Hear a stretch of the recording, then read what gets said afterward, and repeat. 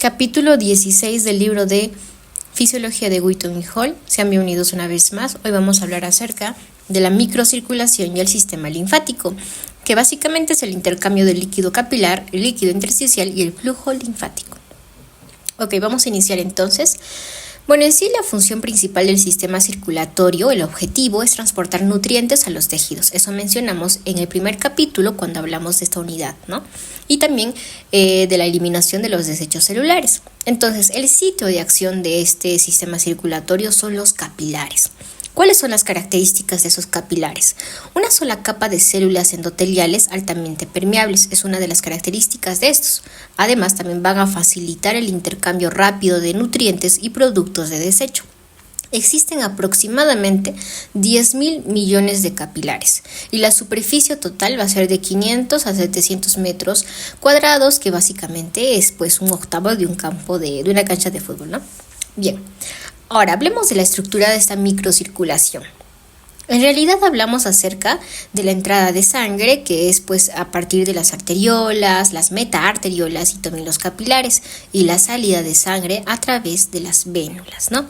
Las arteriolas en este caso son vasos musculares que controlan el flujo sanguíneo hacia los tejidos. Las metaarteriolas son estructuras intermedias entre las arteriolas y los capilares. Tienen esfínteres precapilares, que en este caso son fibras musculares intermitentes, y su contracción abre o cierra el flujo hacia los capilares. Bien. Nos mencionan un concepto que vendría a ser la vasomovilidad, que es básicamente el control del flujo capilar. Este flujo intermitente como tal es lo que hace, es básicamente que la sangre entre y sale por periodos cortos. Ahora, la regulación aquí es que va a depender de quién, pues del oxígeno, ¿no? Del O2 y también de los productos del desecho. Si hay un bajo oxígeno, va a aumentar frecuencia y duración del flujo, y más aporte de oxígeno, pues también va a dar lugar a también nutrientes. Es decir, más aporte de oxígeno y nutrientes va a aumentar la frecuencia y duración del flujo.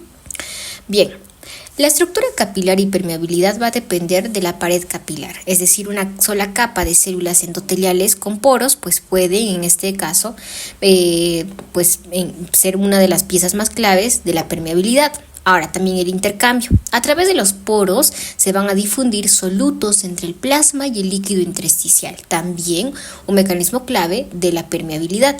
Y también se menciona que hay una excepción. Las proteínas plasmáticas no pueden atravesar como tal fácilmente, sino pues podríamos quizás hablar acerca de patologías, ¿no? Es más, cuando existe esta capacidad, pues se habla de patologías.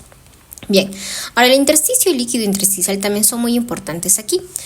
Más o menos con respecto a esto que estamos mencionando, el volumen va a ser por lo menos un sexto total del cuerpo humano.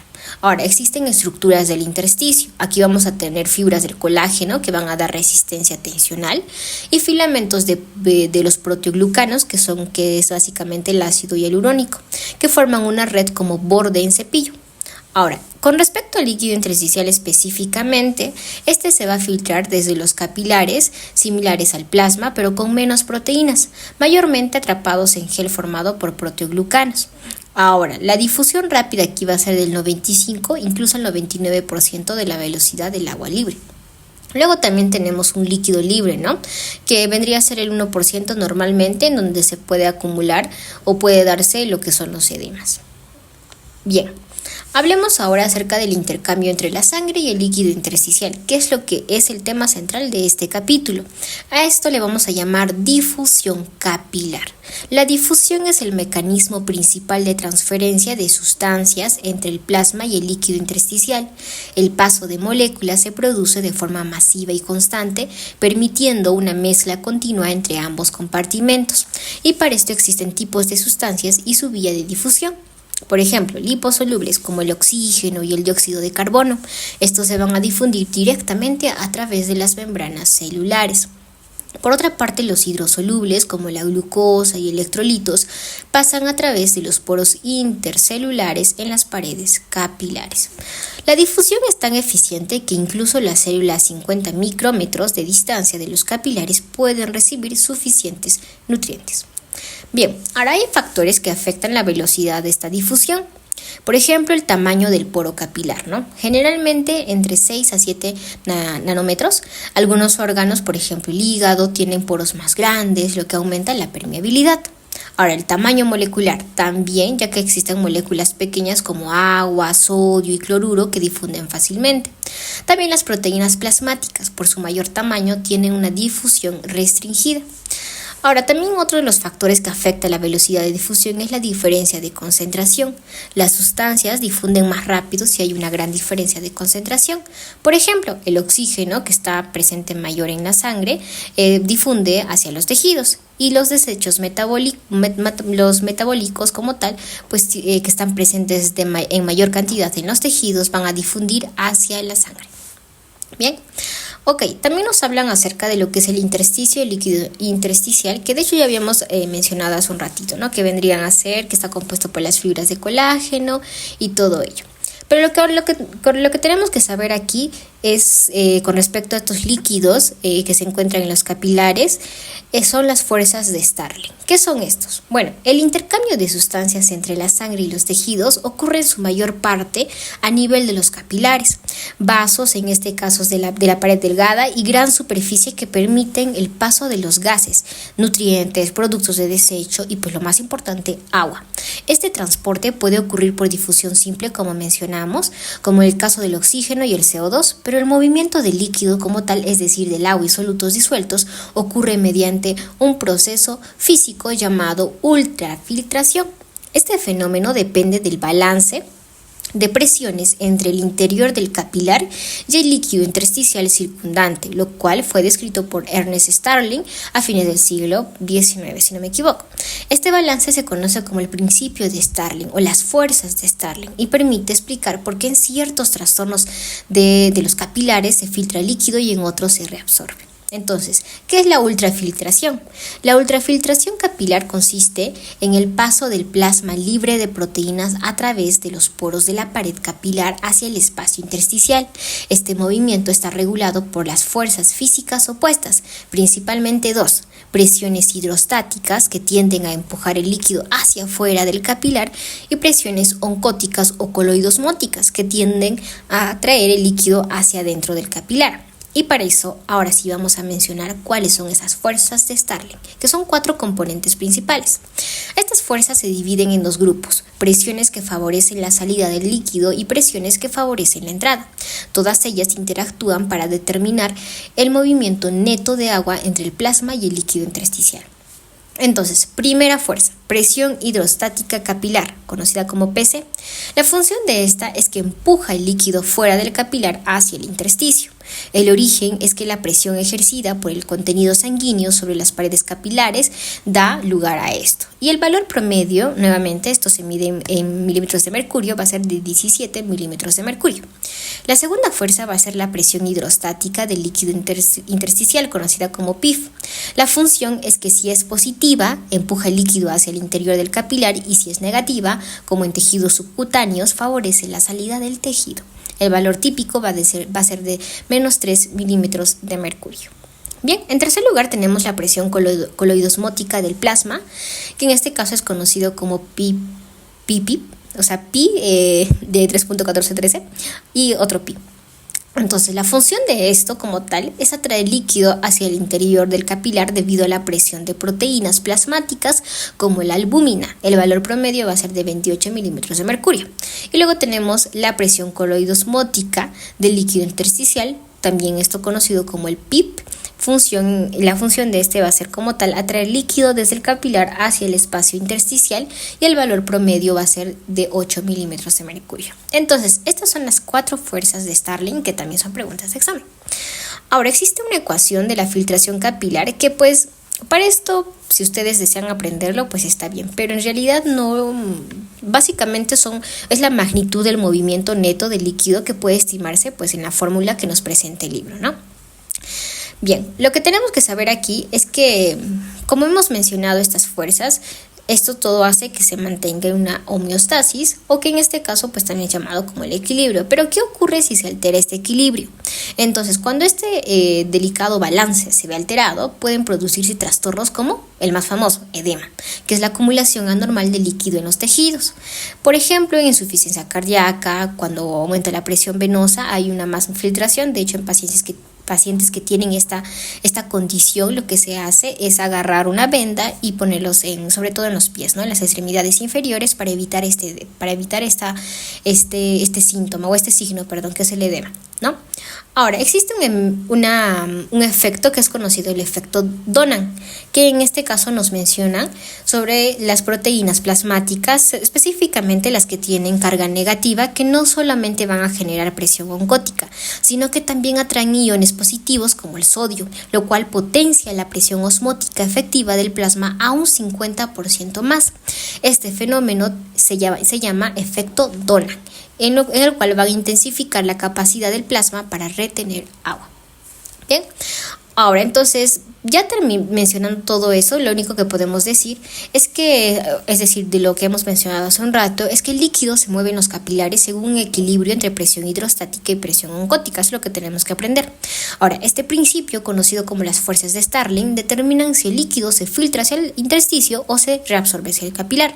El sistema linfático recoge el excedente de la filtración que no es reabsorbido, y cualquier alteración significativa en estas fuerzas puede causar acumulación de líquido, es decir, edema. Bien, ahora vamos a hablar acerca de lo que vendría a ser el sistema linfático, ya que lo hemos mencionado, y vamos a hablar acerca de las funciones, la anatomía y la fisiología como tal. Entonces, la función principal del sistema linfático, como mencionamos, es que este va a recoger el líquido intersticial excedente junto con proteínas, macropartículas, para retornarlos a la circulación venosa. Entonces, aquí es muy importante saber que las proteínas y partículas grandes no pueden ser reabsorbidas directamente por los capilares sanguíneos. Esto por la permeabilidad, y hace un rato mencionamos cuáles eran estos factores de la permeabilidad, por ejemplo, el tamaño de las proteínas, ¿no?